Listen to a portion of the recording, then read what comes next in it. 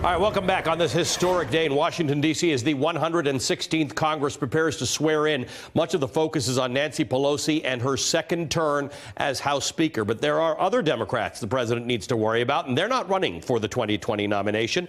New York's Jerry Nadler, California's Adam Schiff, and Maryland's Elijah Cummings have all been ranking members on high-profile House committees. These three men will take chairmanships and with it the power to investigate the president. Now, as Democrats prepare to take their places and open investigations, let's look at where the oversight power comes from. Article 1 of the Constitution lays out the duties and powers of Congress, and while it covers everything from minting money to punishing piracy on the high seas, there's no mention of congressional investigations. But the founders did get a chance to address this issue, because in 1791, during the very first Congress, Arthur St. Clair, Major General Arthur St. Clair, he was a general in the Revolution. He led troops into what is now Ohio, losing 700 men in a battle with Native Americans. Well, the House formed a committee to investigate the incident. The first time an official under the president's direct supervision was investigated. That's according to House archives. Now, at first, President George Washington was uneasy about handing over documents and files and witnesses to the House committee, unsure if the House even had the authority to investigate. But Washington consulted his cabinet, drawing agreement from bitter political foes Thomas Jefferson and then Secretary of State Alexander Hamilton, who was the Secretary of the Treasury, that the investigation was legitimate. St. Clair was ultimately cleared, but the precedent for House investigation had been set. Now, through the 20th century, the investigative powers of Congress have been asserted and brought down a corrupt Interior Secretary during the 1920s Teapot Dome scandal and investigated presidential misconduct in the Watergate hearings, leading to President Nixon's resignation. Now, Maryland Congressman Elijah Cummings prepares to head the newly renamed Oversight and Reform Committee. Adam Schiff is getting ready to control the Intelligence Committee, and New York's Jerry Nadler is set to chair the Judiciary Committee. All three will have the power to bring investigations looking into the president, into his appointees, and more. Joining me now, Toronto Star Washington Bureau Chief Daniel Dale and Los Angeles Times White House reporter Eli Stokols. Welcome to both of you. Daniel, I noticed something you wrote, or I don't know if you wrote it or you tweeted it, but I saw something you wrote that said the party's over for Donald Trump because he's been enjoying a Republican majority that hasn't actually taken its oversight responsibility seriously.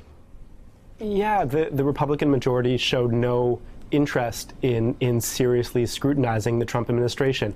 And now it's a whole different ballgame. You know, it's not just the three individuals whose faces you just put on the screen, although they will be crucial. It's everybody, including Maxine Waters, a congresswoman that Trump has disparaged repeatedly, who has promised to investigate his relationship with Deutsche Bank. The Veterans Affairs Committee will be able to look into just what's going on with the VA and the three Mar-a-Lago members who appear to be controlling some of the agency's decision making. So it's his own finances. It's the activities of his cabinet members who have escaped scrutiny. And I think what will be different now is a lot of the scandals that many liberal Democratic voters have been frustrated have just disappeared because Trump buries them with ever more scandals, will now last longer, I think, because there is someone outside the media in the form of the Democratic congressional majorities who will now have the power to keep them going with subpoenas, with investigations. Eli, what are you hearing from the White House about how far Nancy Pelosi will let these powerful chairmen go in their investigation? She's got to walk this tight line, this tightrope. She said she's going to wait for the Mueller investigation, but Jerry Nadler told me the other day, first order of business is get Matt Whitaker, the acting attorney general, to testify before his committee. Adam Schiff feels the House Intel Committee didn't do its job under Republicans. So how does Nancy Pelosi manage this?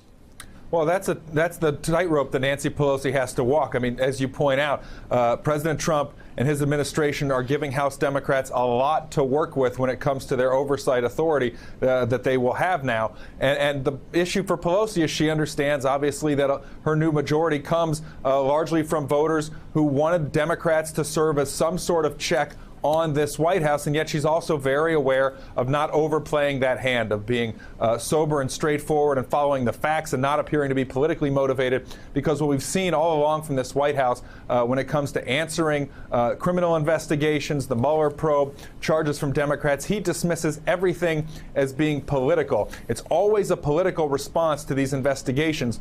And it won't be any different with the new investigations that the House Democrats bring.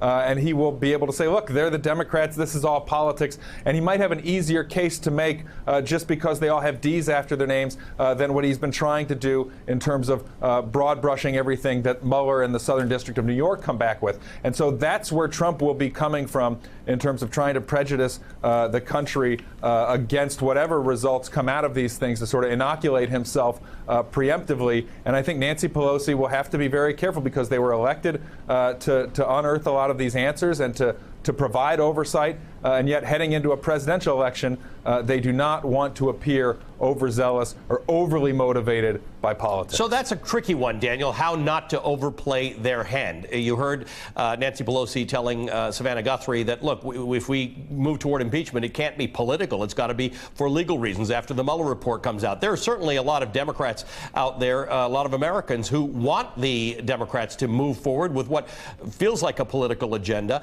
How does Nancy Pelosi manage to do that and not make the Democrats a foil for Donald Trump? I think no matter what she does, she will become a foil to at least some extent.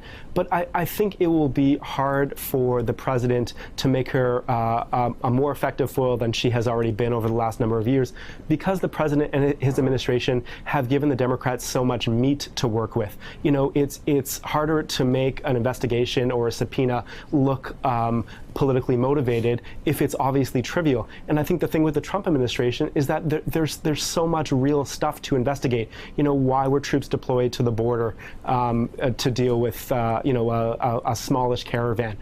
What was going on with Scott Pruitt? What was going on with Ryan Zinke? What the heck happened with the response to Hurricane Maria in Puerto Rico? So I think if the Democrats exercise oversight over these matters, I don't think it's a very effective argument, at least in the eyes of most of the population, if the president says that this is all politics. This is real stuff.